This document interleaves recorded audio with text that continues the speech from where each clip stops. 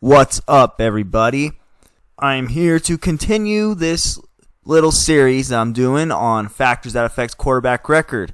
In the last video, I talked about how players like Brady have been at a huge advantage in pretty much every way compared to a lot of quarterbacks, and like Roethlisberger too, and that their supporting cast deserves credit for why they have such high win percentages. That was on a career level, and in this video I'm going to talk about it on a season-by-season level. In the last video I didn't really mention coaching all that much, but in this video I'm going to talk a little bit more about it.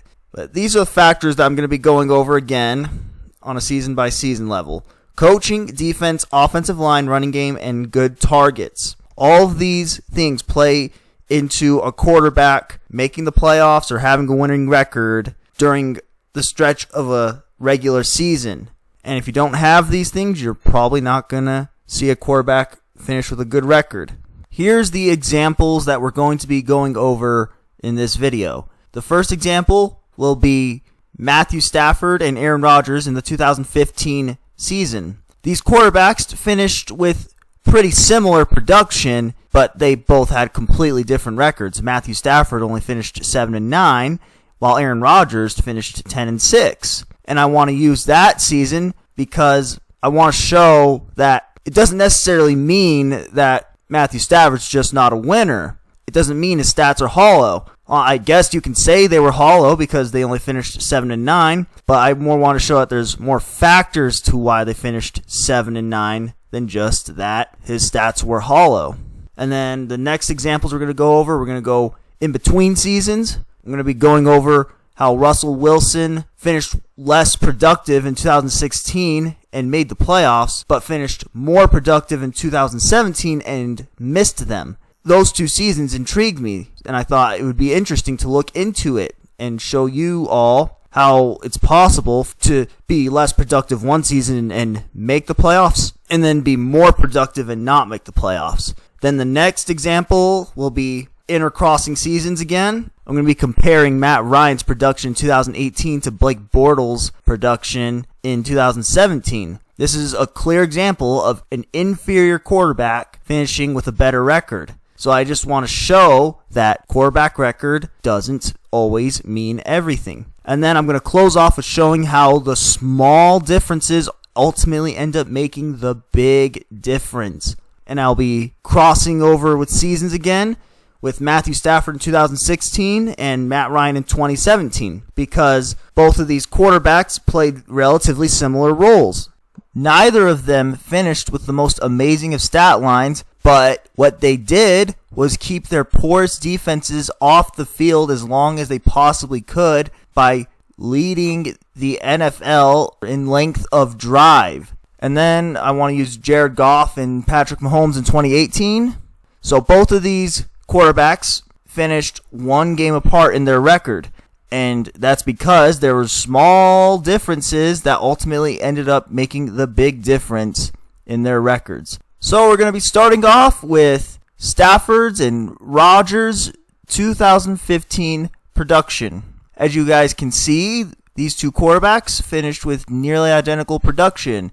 Matthew Stafford had a bit more interceptions, but he had a little bit more yards and a slightly higher yards per pass attempt. But Matthew Stafford finished 7-9 and Aaron Rodgers finished 10-6. So what was the problem? Supporting cast. I will always say that. Supporting cast was the difference. Here's what the supporting casts for Stafford and Rodgers were in the 2015 season. If I put something in bold, then that means that the quarterback had the advantage in that particular category. And the coaches is always up for judgment, probably, but I definitely feel like I can say that Mike McCarthy is a better head coach than Jim Caldwell.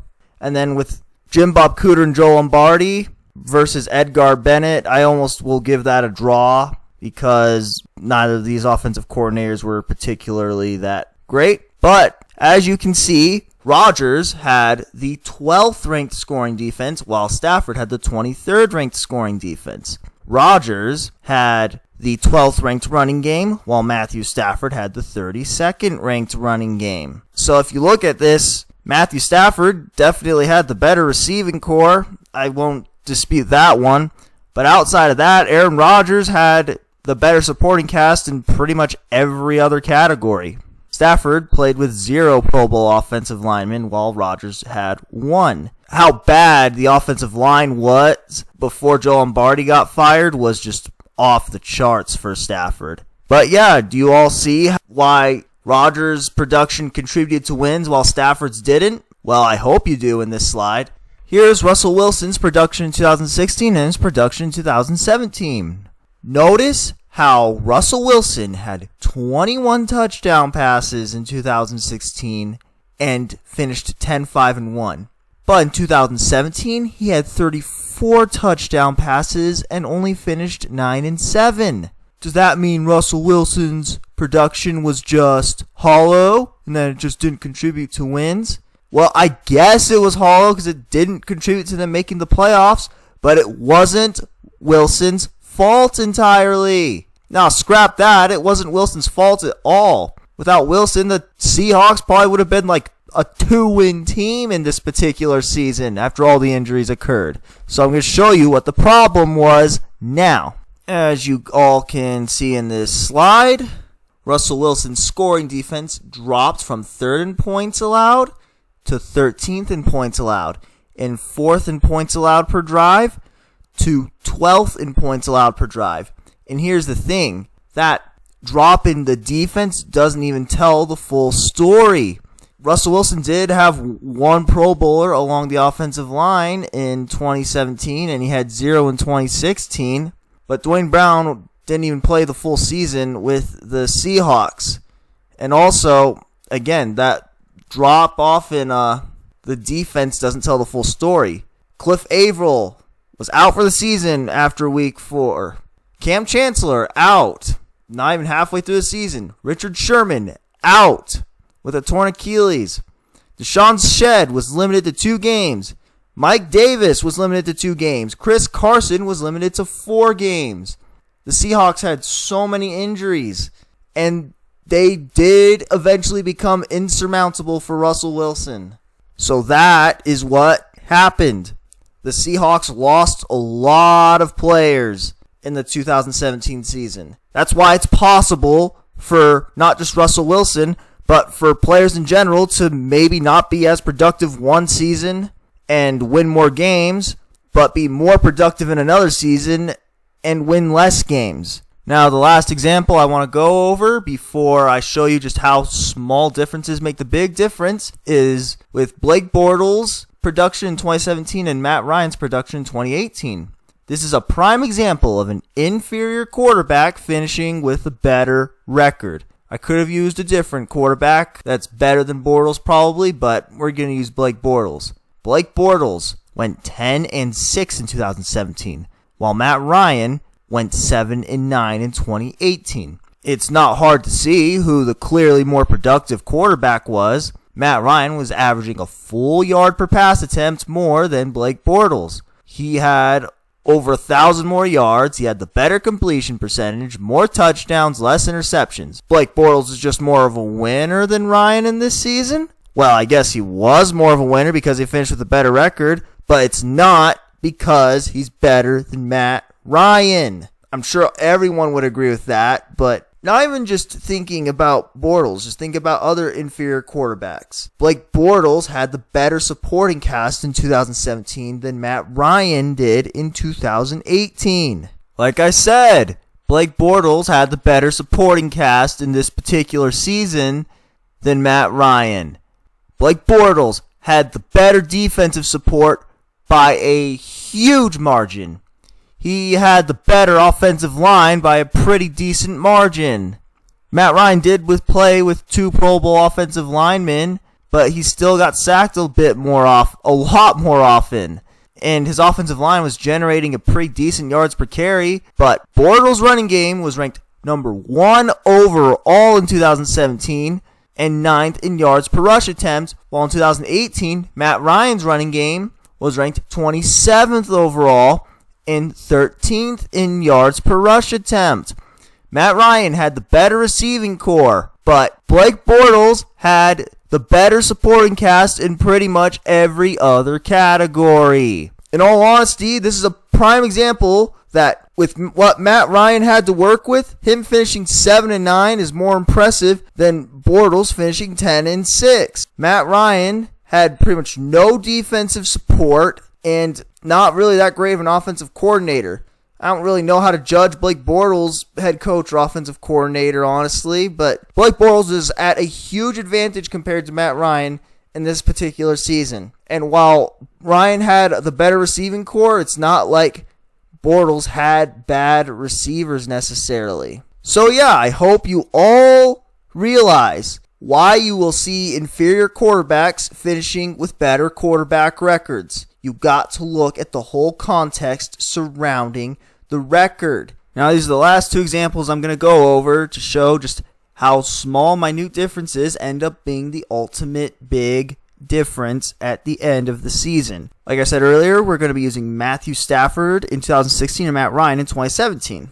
In an earlier video, I mistakenly said that the Lions led the time of possession in 2016. They didn't lead the league in time of possession, but they led the league in time per drive, and that's what Matt Ryan did in 2017 as well. So I wanted to show these seasons because both these quarterbacks played similar roles in doing their best to keep their porous defenses off the field. The difference was one game in both of these particular instances I'm going to use. With Patrick Mahomes and Jared Goff, the difference was one game. And I just wanted to show you all how just the small, minute differences make the big difference. Here's what the supporting casts were for Matt Ryan in 2017 and Matthew Stafford in 2016. Like I said, both these quarterbacks were doing their best to keep their porous defenses off the field by having the lengthiest drives in the NFL. And how do I know that they were porous defenses? You can see that for Stafford, his scoring defense ended up being ranked 13th, but his defense also was ranked 27th in points allowed per drive. And when you go over to Matt Ryan, his overall scoring defense ended up being ranked 8th, but his defenses were ranked 20th in points given up per drive. So basically, the only reason that these defenses ranked in the top half of the league was because their offense was keeping them off the field. But like I said, there's a one-game difference between the two quarterbacks in these particular seasons. Not necessarily because Matt Ryan is better, but because he had just the slightly better supporting cast. Stafford's defense ranked 27th in points allowed per drive, while Ryan's ranked 20th in points allowed per drive. Matt Ryan had a slightly better offensive line. They gave up less sacks, and they generated a higher yards per rush attempt. And Matt Ryan had quite a bit better running game than Stafford had in this particular season. And Matt Ryan also had the overall better targets. So what does this tell us? It tells us that Matthew Stafford, despite having neither of these quarterbacks had great help in these particular seasons, but Matthew Stafford, despite having honestly quite a bit less help than Matt Ryan, he only finished one game worse than him. If the scripts were flipped, could Matthew Stafford have maybe taken that roster to 10-6 or maybe even 11-5? Well, we'll never know at this point. But my point is that all these little factors that Matt Ryan had the edge in is what helped him have one extra win. It's not necessarily, it's up for you to decide who is the better quarterback, Matt Ryan or Matthew Stafford in this instance. But Matt Ryan had enough of an edge in every category of supporting cast that it helped him get that one extra game over Stafford. Patrick Mahomes and Jared Goff had a one-game difference in their quarterback records in 2018. Is it because Mahomes is just a slightly worse quarterback than Jared Goff? No, that's not at all what the case is. It's because Jared Goff had just a slightly better supporting cast. Both of these quarterbacks had very, very good offensive support, but the problem was the defensive support. Patrick Mahomes' defense was not particularly great. They ranked in 24th in points allowed and ranked 28th in points allowed per drive.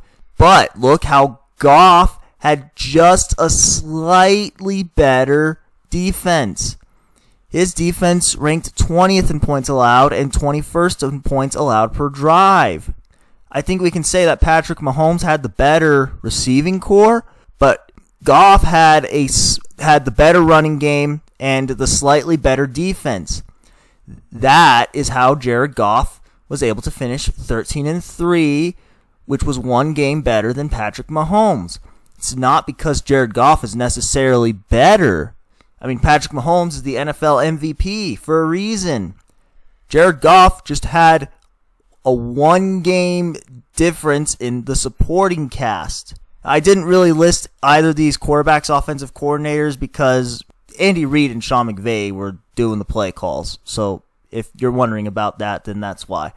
So if you've made it this far into the video, you might be asking yourself, well, what was the point of all this?